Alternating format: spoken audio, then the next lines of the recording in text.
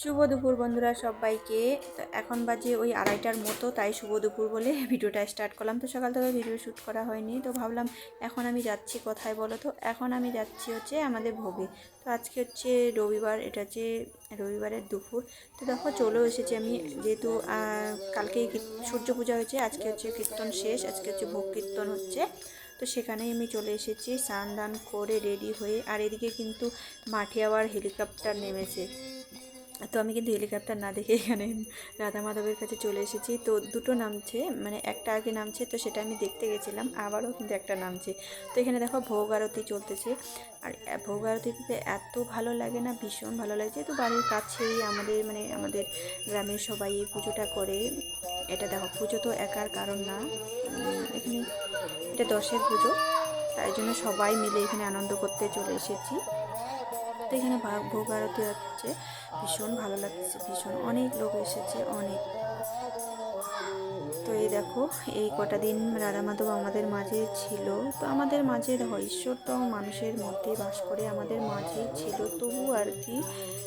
তো কীর্তন যতদিন হয় তখন মনে হয় যে না, রাধা মাধব একদম আমাদের একদম অনেক কাছে থাকে। আর আজকে দেখো, ভোগ হওয়ার পরেই কিন্তু, ভোগ আরতি শেষ হওয়ার সাথে সাথেই কিন্তু রাধা মাধব আমাদের ছেড়ে চলে যাবে।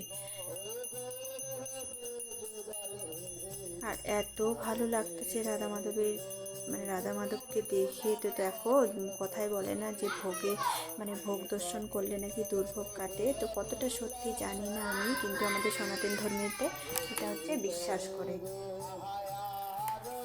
আমরা সবাই হচ্ছে ঈশ্বরের বিশ্বাসী, ঈশ্বরের দাস। সত্যি বলতেছি বন্ধুরা, এমনি বাড়িতে থাকলে বা বাড়িতে সংসারে কাজ করলে যে শান্তি বা পাওয়া যায়, তো এখানে ঈশ্বরের কাছে আসলে যে শান্তিটা পাওয়া যায়, এই শান্তির কিন্তু কোনো তুলনা হয় না, কোনো তুলনা না। সব কিছুকেই হার মানায় এই শান্তিটা।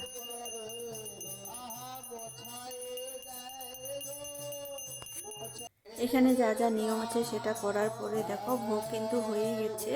আর এখন হচ্ছে মণ্ডপটা, রাধা মাধবের মণ্ডপ পরিদর্শন করতেছে। পরিদর্শন করার পরে যে মাথার মধ্যে ঘরটা থাকে, যে তোমরা সবাই জানো সেটা, তো সেটাকে ভেঙে দিতে হয় সামনে। তো দেখো, এটা ভাঙার সাথে সাথে কিন্তু সবাই একদম রাধা মাধবের কাছে প্রার্থনা করতেছে। আর এখানে বিশ্বাস করো না তুমি, এখানে কেউ চোখের জল আর ধরে রাখতে পারে না, এতটা কষ্ট হয়। সত্যি ঈশ্বর আমাদের মাঝে সত্যি আছে বন্ধুরা।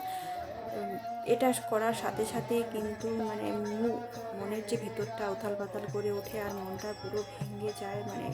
কেউ চোখের জল আর ধরে রাখতে পারে না। এখানে দেখো, তো সবাই যায় আশীর্বাদ নিয়ে নিচ্ছে রাধা মাধবের কাছে। তো এই যে এই মুহূর্তে কিন্তু আমাদের কাছ থেকে রাধা মাধব চলে গেল, এটা নিয়ম আর কি, জানি। যদিও রাধা মাধব আমাদের ছেড়ে কখনোই যায় না। তো চলো, তোমাদের সঙ্গে আবার পরে দেখা হচ্ছে। তো এটা দেখো, ভোগের ওখানে খিচুড়ি প্রসাদ দেওয়া হয়েছিল, ভোগের প্রসাদ তো তখনই খেয়ে এসেছি, এটা কিন্তু সন্ধ্যাবেলা যাই ভোগের প্রসাদ নিয়ে আসছি, প্রসাদই বলবো। তো এখানে খিচুড়ি রান্না করা হয়েছিল, তো সেটা কিন্তু বাড়িতে দেখো নিয়ে এসেছি। এখানে নিয়ে আসার পরে কিন্তু রণদীপ, রাজদীপ বাবা ওখানেই খেয়েছে, রাজদীপ। তো এখানে দেখো, রণদীপ আর আমি এখন খাবো, তো মা খাবে। তো দেখো, বসে পড়েছি, ওখানে গেছিলাম।